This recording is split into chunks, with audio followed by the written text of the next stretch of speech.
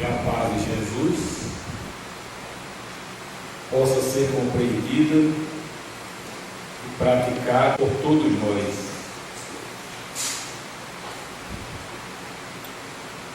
O Espírito encarna e reencarna inúmeras vezes, com a finalidade de progredir.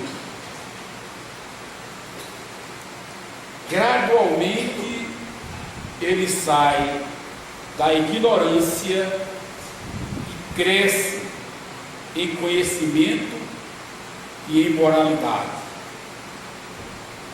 Esse processo é vasto e demanda incontáveis existências. Nesse longo caminhar, vagarosamente o Espírito inteira-se do teor das leis divinas que se encontram inscritas em sua consciência. As leis divinas constituem um roteiro de felicidade.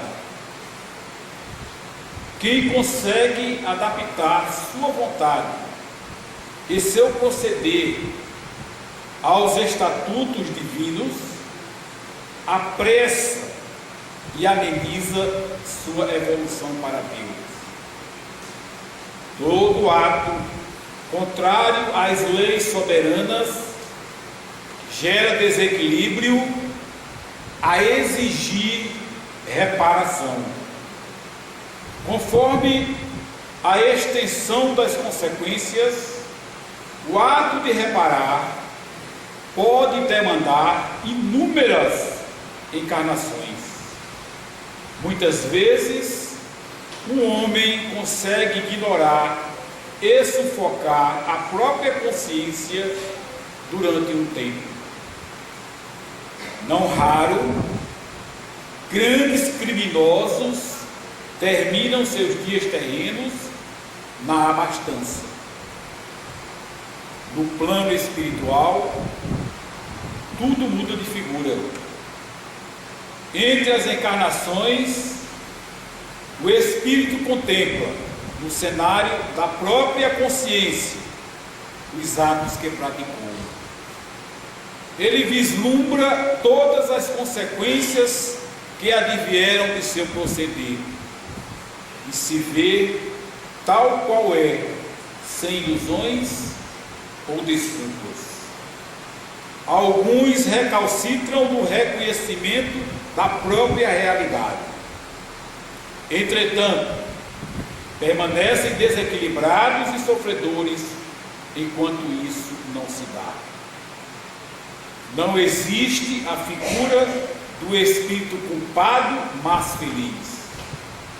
Os pensamentos e os sentimentos do espírito desencarnado são muito intensos e claros. O corpo físico funciona como um quebra-luz que diminui a agilidade mental e abafa as percepções e sensações.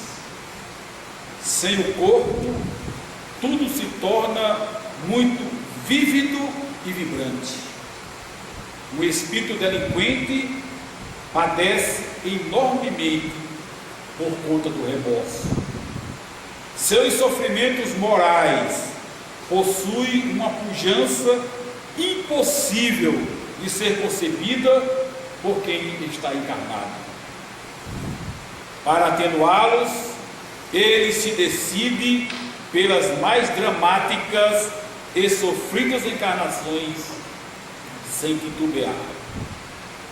Tudo parece preferível a suportar tão angustiantes impressões. Isso bem evidencia a sabedoria do preceito evangélico, segundo o qual devemos nos acertar com os inimigos enquanto estamos ao lado deles. É prudente resolver imediatamente as pendências que temos com o próximo, sem acumular dívidas na consciência. Por outro lado, como tudo é muito intenso no plano espiritual, isso também ocorre com a felicidade. A alegria do dever bem cumprido, de estar em perfeita paz, tudo se multiplica ao infinito. O espírito devedor percebe a diferença entre sua condição e a de quem cumpriu o próprio dever. Para passar de um estado a outro, decide-se a enfrentar algumas dificuldades na terra. Por isso, quando o espírito programa sua existência futura, age com lucidez. Posteriormente, esquecido do que o moveu, muitas vezes reclama das agruras da vida. Mas as dificuldades são desafios destinados a fazer surgir o melhor que existe no ser. Elas se destinam a promover a reparação do passado de enganos e gerar novos conhecimentos. Seu corajoso e digno enfrentamento descortina um amanhã luminoso, pleno de paz. Assim, não reclamemos de nossa vida. Sejamos dignos e corretos em todas as circunstâncias. Não nos preocupemos com os equívocos alheios. Cada qual dará conta de seus atos à própria consciência. Nossa tarefa consiste em melhorarmos sempre e cada vez mais. Para isso, nós nascemos.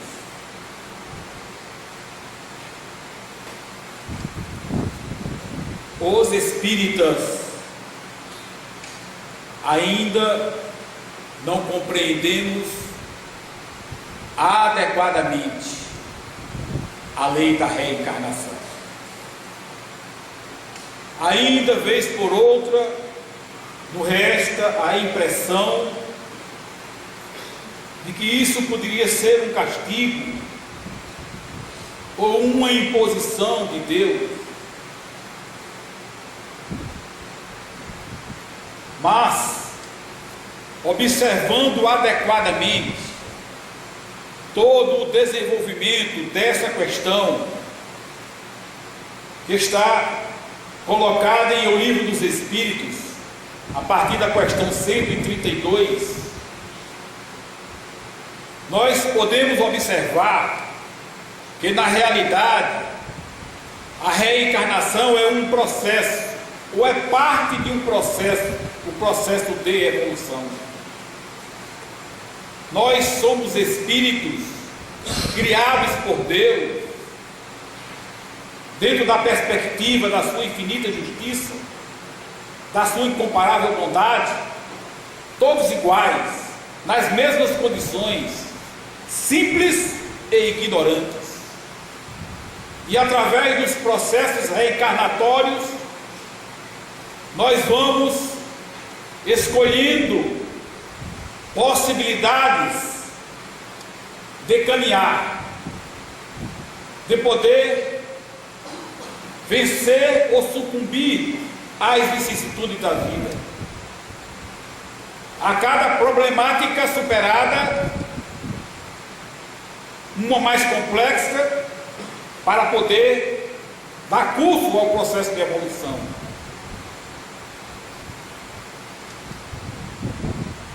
A cada capitulação, nós retornamos para repetir o mesmo exercício, até que possamos vencê-lo, para poder dar continuidade ao processo evolutivo. Podemos fazer uma rápida comparação para o nosso estilo de sociedade do que seria um processo reencarnatório. O espírito reencarnado no estágio de criança do plano físico reluta, no mais das vezes, a frequentar a escola. Nós não queremos ir à escola. Queremos ficar com mais tempo livre para isso ou aquilo, e os nossos pais nos obrigam a frequentar a escola. Fazem isso para nos castigar, fazem isso para nos fazer sofrer, fazem isso apenas para ter o prazer de nos ver em dificuldades ao enfrentarmos as provas lá da escola? Não. Fazem porque, como eles já fizeram a caminhada que nós estamos encetando,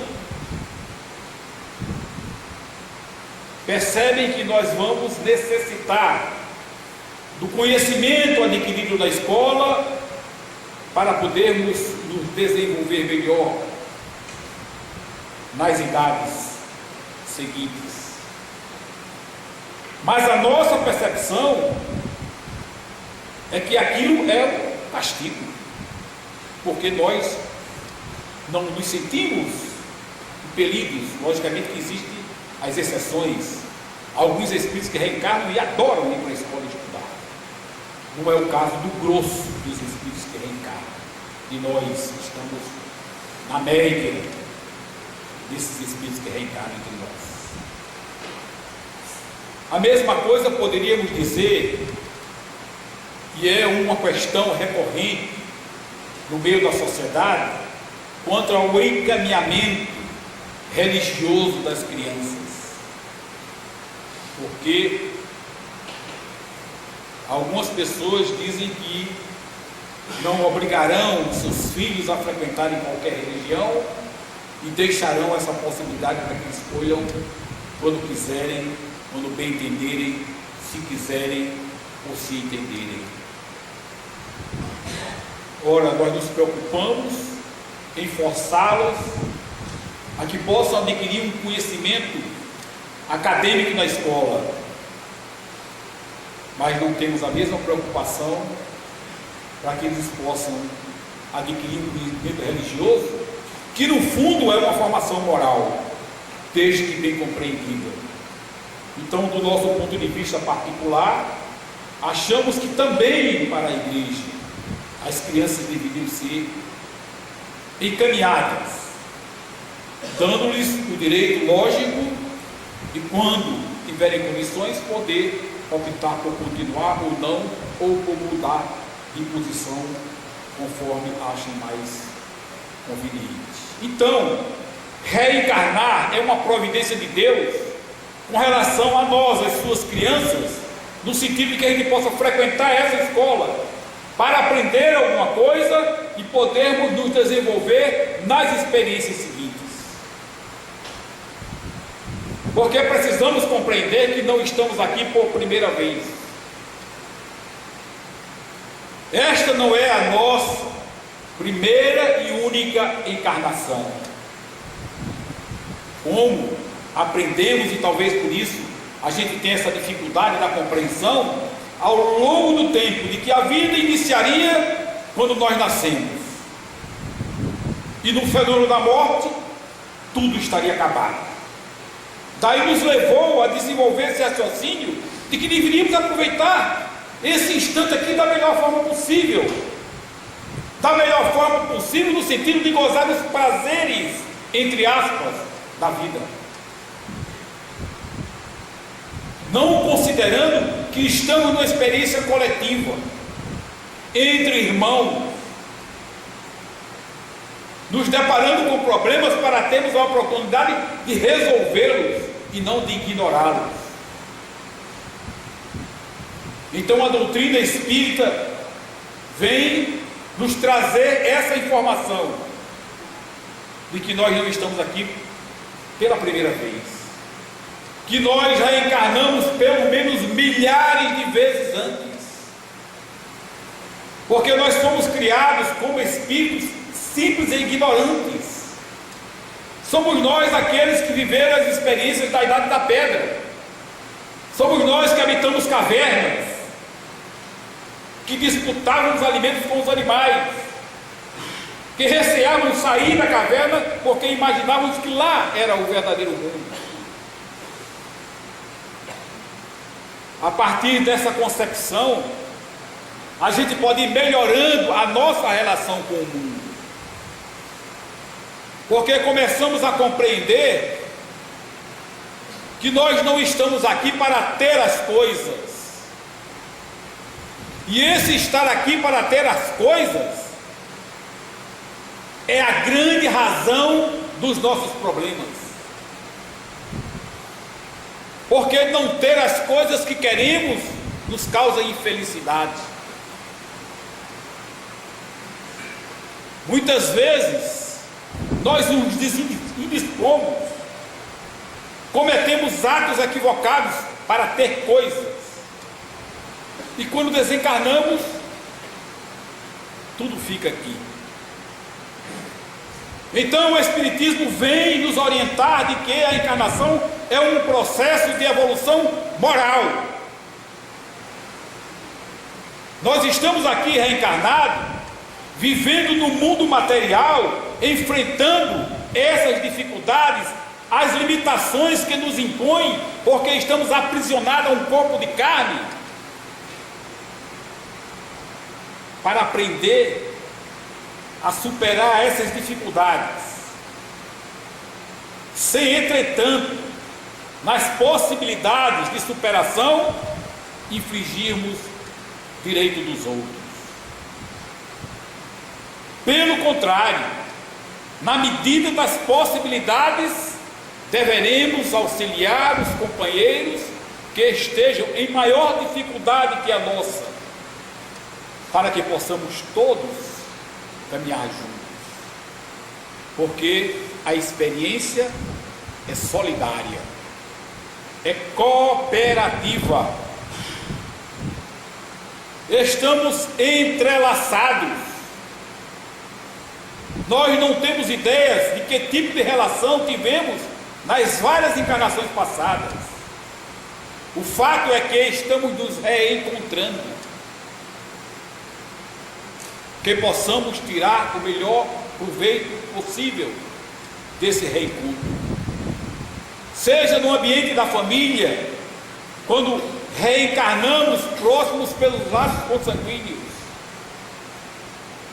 seja no ambiente de trabalho, aonde somos colocados a compartilhar experiências durante muitas vezes mais tempo da nossa vida do que temos na nossa casa, no nosso lar.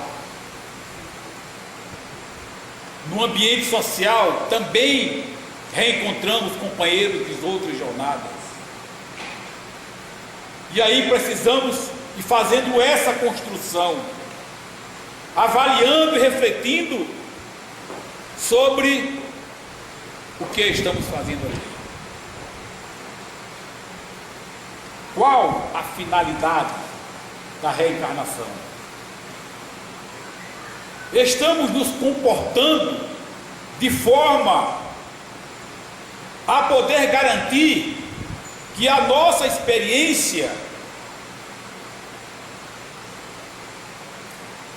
vai permitir que o processo evolutivo se dê conforme planejado no mundo espiritual? Porque antes de reencarnarmos, há um planejamento espiritual. Porque quando nós desencarnamos, ao nos livrarmos desse corpo material,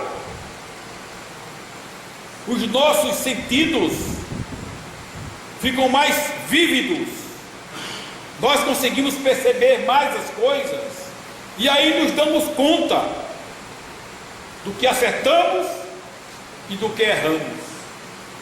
Por isso, imediatamente passamos a fazer um planejamento, uma programação para podermos retornar aqui numa nova experiência. Essa programação pode demorar 100, 200, 500, 1000 anos. Em alguns casos, pode ser que o espírito reencarne rapidamente. mas são exceções. Geralmente não menos do que 100 ou 150 anos para reencarnar, salvo algumas exceções. Em alguns casos pode demorar 1000 ou mais anos para esse processo de reencarnação, conforme seja o planejamento que esteja sendo feito no mundo espiritual. Porque muitas vezes o espírito precisa ser preparado para enfrentar as provas aqui no mundo material. Porque quando nós reencarnamos, nós esquecemos as coisas que planejamos. Esquecemos os episódios da vida passada. Porque aqui vamos nos deparar com inimigos do passado com quem temos que nos reconciliar. E se tivéssemos aclarada essa possibilidade, isso iria dificultar em muito essa possibilidade. Imagine você conviver na sua casa com um irmão consanguíneo, você se lembrando que foi ele que deu cabo da sua vida na última encarnação. E estão ali para se reconciliar. Então, por isso, o benefício do esquecimento. Podemos lembrar intuitivamente coisas essenciais que possam nos ajudar nesse processo. Precisamos nos esforçar. Precisamos nos comprometer. Precisamos sair da zona de conforto. O processo reencarnatório, bem compreendido, nos tira da zona de conforto. Porque nós somos acomodados. Quantas vezes já ouvimos espíritas falarem que esse ou aquele problema vão deixar para resolver noutra encarnação, quando sabemos que reencarnamos para resolver todos os problemas com os quais nos deparemos. Não podemos postergar.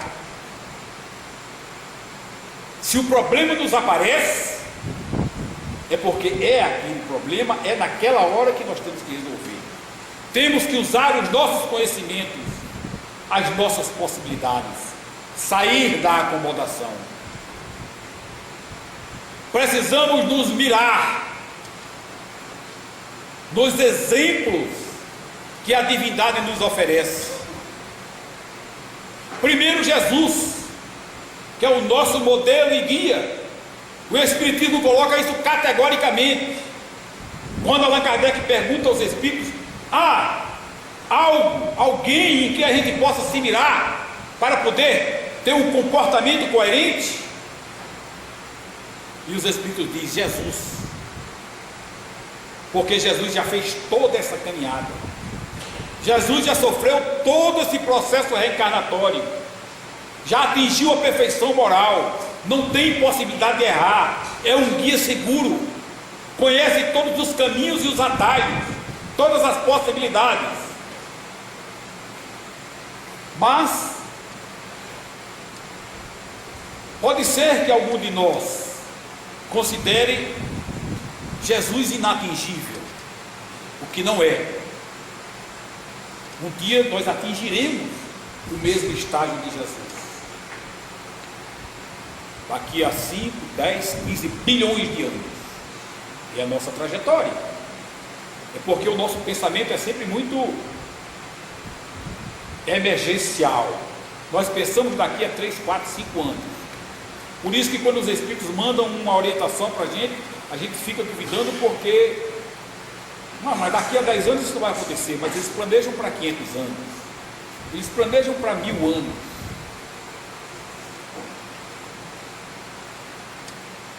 A Terra foi idealizada para nos abrigar nessa experiência há 4 bilhões e meio de anos atrás. Aliás, ela começou a ser criada, ela foi idealizada antes. Então, todo esse tempo de existência da Terra, conforme a informação da ciência, né, é um tempo de planejamento.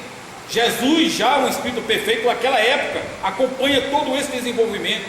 Então Então todo um processo geológico para poder criar condições materiais ideais para que nós pudéssemos viver as nossas reencarnações neste planeta. Mas nós somos muito imediatistas. Nós queremos as coisas para ontem. E muitas vezes queremos que os Espíritos atendam esses nossos anseios. Então precisamos nos mirar nesses ícones que Deus nos oferece. Porque se Jesus pode parecer inatingível, nós temos exemplos que não são perfeitos, mas estão muito adiante de nós, os quais poderemos seguir.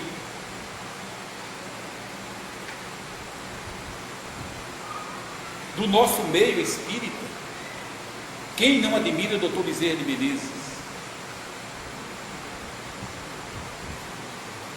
Quem é que não reverencia a figura de Chico Xavier? Quem é que não considera Emmanuel? Mas vamos considerar Bezerra e Chico, que foram contemporâneos nossos. Bezerra desencarnou em 1901, Chico agora em 2002. Então a lembrança de Chico é muito viva entre nós. Quem de nós se decidiu seguir o exemplo de Chico? Achamos bonito, elogiamos, referenciamos, às vezes queremos até idolatrar, mas seguir o exemplo, porque seguir o exemplo tira da zona de conforto. E às vezes querem, em algumas conversas no meio espírita, quando está se falando alguma coisa e tal, geralmente surge a questão da alimentação, né? Muitas vezes um companheiro que é vegetariano começa a tecer críticas com relação ao consumo de carne e tal, e aí aquele que ainda está comendo carne diz: não, mas Chico comia carne. Tudo bem, comia, sabemos as razões, né, pelas quais ele não comia, ele comia carne, né? Mas aí a gente só vai seguir esse exemplo dele, de comer carne, porque se queremos justificar a nossa ingestão de carne, porque Chico comia, por que não fazer também os outros atos dele? Porque Chico, e aí não é nenhuma crítica, tinha muitas doenças. Chico tinha glaucoma, Chico tinha angina, Chico tinha pneumonia, então muita coisa. Mas Chico nunca fez uma cirurgia espiritual.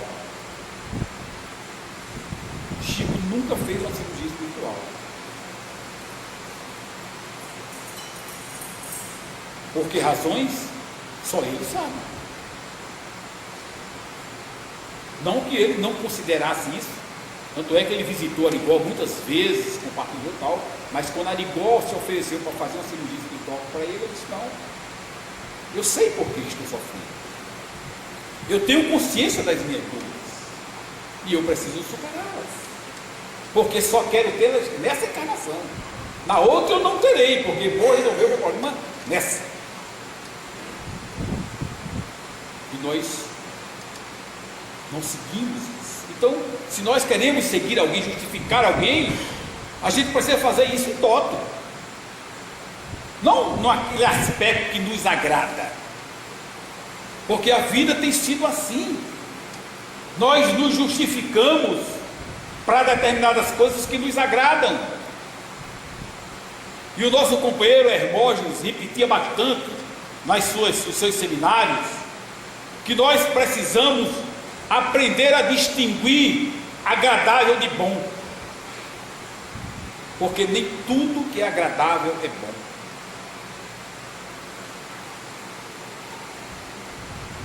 Para o fumante não tem coisa mais agradável do que uma tragada no cigarro.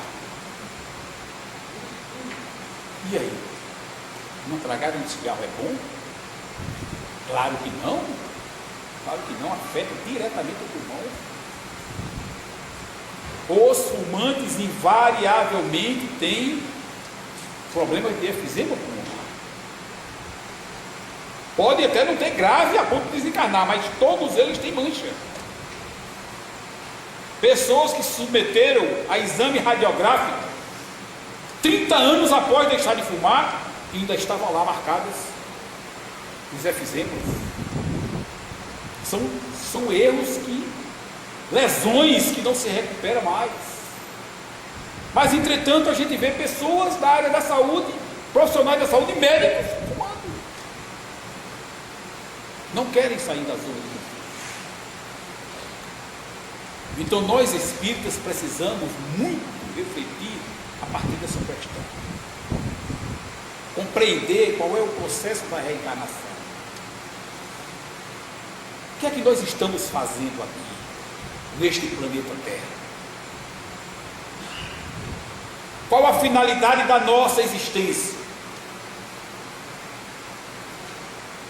Porque se for acumular tesouros aqui, não precisa de encarnações posteriores. Encerraremos a nossa carreira aqui e não vamos almejar ser melhores, caminhar para a perfeição.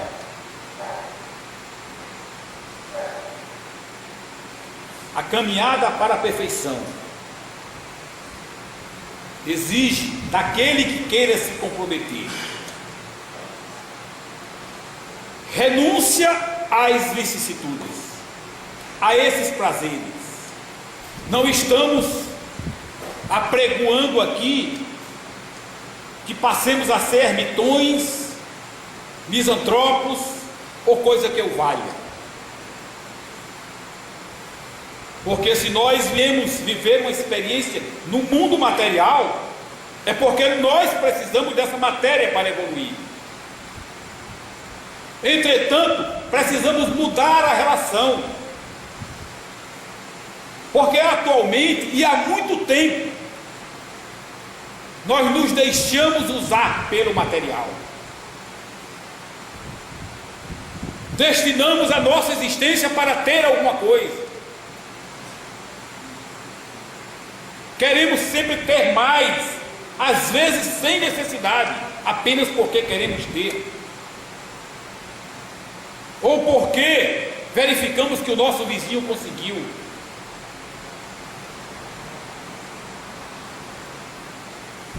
E o nosso Chico Xavier, na sua sabedoria, que deveríamos nos esforçar para compreender e seguir, nos orienta de que o homem só será verdadeiramente feliz quando ele se satisfizer com o necessário. Porque aqui nós precisamos apenas do necessário para vencer a experiência reencarnatória. Porque nós não somos desse mundo, não viemos para ficar. A nossa estadia aqui é curta.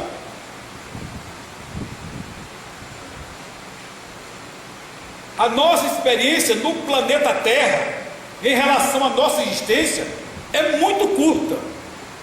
Imaginem vocês o período de uma encarnação. Porque nós estamos vivendo experiência aqui há milhares de anos. Isso é curto para a nossa existência. Porque nós somos imortais. Nós tivemos um começo, mas não teremos fim. Vamos evoluir sempre. E aí capitulamos desse período que passamos aqui, que em relação a essa existência, é um piscar de olhos. Às vezes deixamos de crescer espiritualmente, porque não queremos abrir mão de algo material.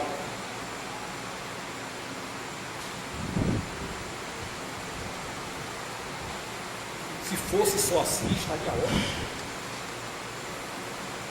Mas muitas vezes deixamos de crescer espiritualmente, porque tomamos ao nosso próximo, usando o poder da força ou da persuasão,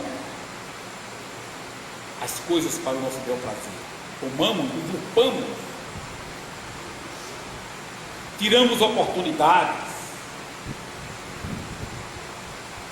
e a trajetória para sermos bons espíritos, que são aqueles que vão caminhar mais celeremente nesse processo, para nos tornarmos esses bons espíritos, as nossas atitudes, o nosso pensamento não pode, nem de longe, ameaçar a felicidade de outro. Tudo que fizermos que possa, de alguma forma, prejudicar ou ameaçar a felicidade de alguém, é compromisso assumido para podermos resolver os processos reencarnatórios. E tem companheiros nossos que, por não compreender esse processo, não ameaçam a felicidade do outro, causam a infelicidade de muitas pessoas, de comunidades, de cidades, porque querem cada vez mais coisas materiais.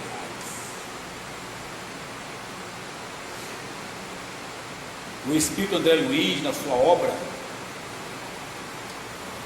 quando ventilado lá crescimento da população da Terra, os espíritos reencarnando e a população crescendo muito rapidamente, indagaram como seria a questão da alimentação para nós. Como nós poderíamos todos comer? E aí André Luiz disse: se não fosse pelo nosso egoísmo, ninguém na face da terra morreria de fome.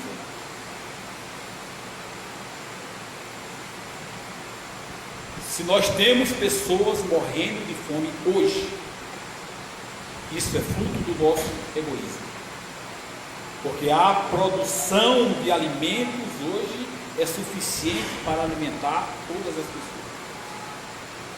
e será sempre na medida em que a população vai aumentando, desde que nós sejamos generosos, desde que nós aprendamos a dividir, desde que nós nos sintamos também responsáveis pela miséria do próximo, porque se ele está próximo de nós, é como aquele viajante caído à beira da estrada para o samaritano. Não podemos querer avaliar as razões pela qual ele está naquela situação de miserabilidade. O nosso papel é de auxílio. Companheiro Bezerra de Menezes, reconhecido por todos nós e inspirador de muitas casas espíritas no campo da assistência social, diz que quando a caridade é muito discutida, ela chega tarde, porque muitas vezes nós vemos uma situação de dificuldade e começamos a planejar, a discutir, a isso e aquilo. Quando a gente vai querer fazer alguma coisa, já não precisa mais.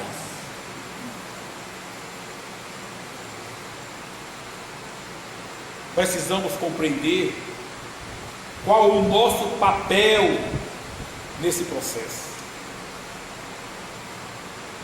porque nós não somos coadjuvantes, somos todos nós protagonistas. Cada um de nós tem o seu papel e é importante para nós e para aquele com quem nos relacionamos. Não existem papéis secundários, cada um tem a sua importância. Precisamos compreender as possibilidades, o momento, a oportunidade de agir, para podermos, por nossa vez, promover o progresso da humanidade, nem que seja promovendo o nosso próprio progresso, porque se nós conseguimos progredir, por isso mesmo a humanidade já progrediu. porque nós fazemos parte do conjunto da humanidade, nós somos um elemento desse conjunto. Então, se nós nos modificamos para melhor, esse conjunto também se modifica. Se você modifica uma gota no oceano, o oceano se modifica.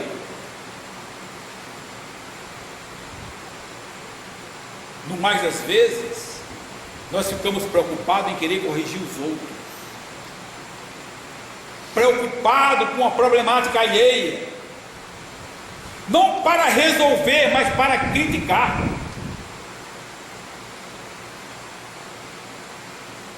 Queremos aconselhar, sugerir que os outros mudem. Às vezes fazemos um grande esforço, e para nós nos modificarmos, que esforço estamos fazendo? Desenvolvemos esforços para modificar alguém sobre quem não temos qualquer controle, porque a pessoa se modifica se quiser, aceita os argumentos se quiser. Entretanto, os nossos argumentos para nós mesmos são irresistíveis, porque somos nós que nos dominamos.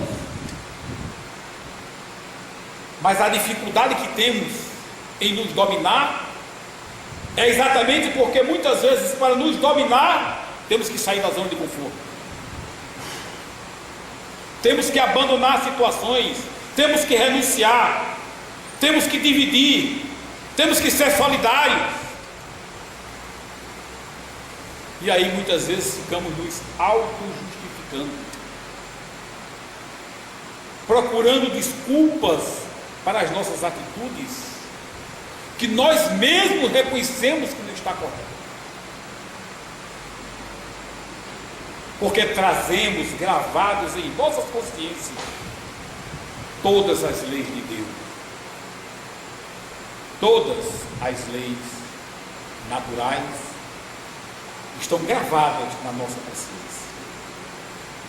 Sempre que nós vamos agir de forma equivocada, a nossa consciência nos acusa, nos alerta. Mas no processo atual nós nos justificamos. Nós vamos tomar algo de alguém, a consciência diz: não faça isso, está errado. E aí nós dizemos: mas eu preciso mais do que ele. E aí a gente vai desse processo, se colocando como sendo a figura mais importante do universo. As nossas dores são sempre maiores do que a de todos que nos rodeiam. Os nossos problemas precisam ser resolvidos antes do problema de todo mundo.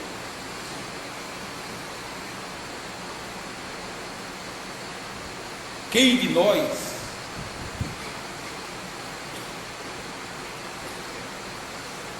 não capitula ao passar à frente de um processo, tomando a vez de alguma pessoa? Furar fila,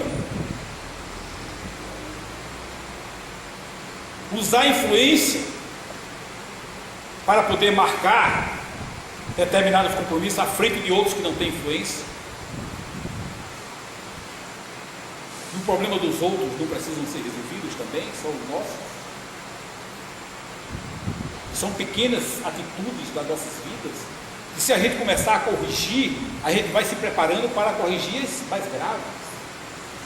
Mas se não trabalharmos essas pequenas, dificilmente vamos perceber as mais graves, porque estaremos envolvidos nessas pequenas.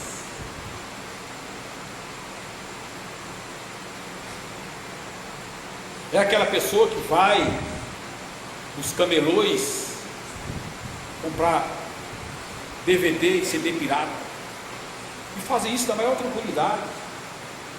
Não, todo mundo faz, mas todo mundo erra, porque o que é errado mesmo que todo mundo faça.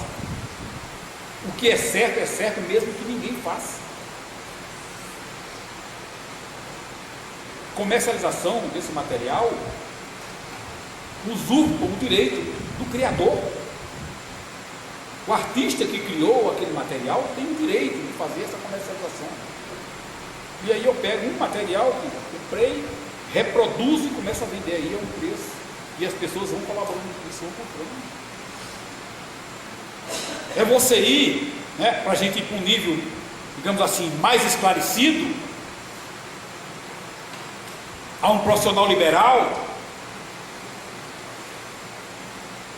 tomar um serviço e ao acertar o pagamento combinam que não vai ter recibo, para que não se paguem os impostos, e se alega que se for pagar o imposto, o governo vai fazer mau uso dele. Então, em função do mau uso que o governo faz de imposto, a gente comete um crime. Se o governo quer fazer mau uso de dinheiro, isso é um problema que o governo vai resolver. O governante vai assumir esse problema reencarnatório. Eu vou cumprir a minha obrigação, vou exigir o recibo, e no final do ano eu vou declarar no meu imposto de renda que eu paguei aquilo ali, e o profissional que faça a parte dele. Porque se cada nós quiser resolver os problemas individualmente, nós só vamos potencializar os problemas e favorecer as pessoas que querem agir equivocadamente à margem da lei.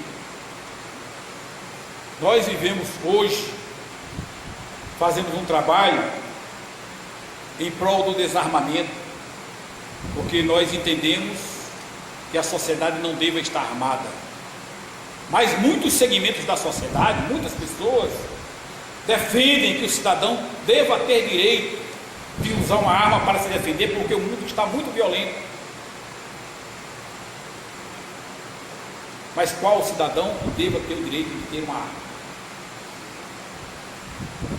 Qualquer que se sinta ameaçado. Então, numa situação dessa,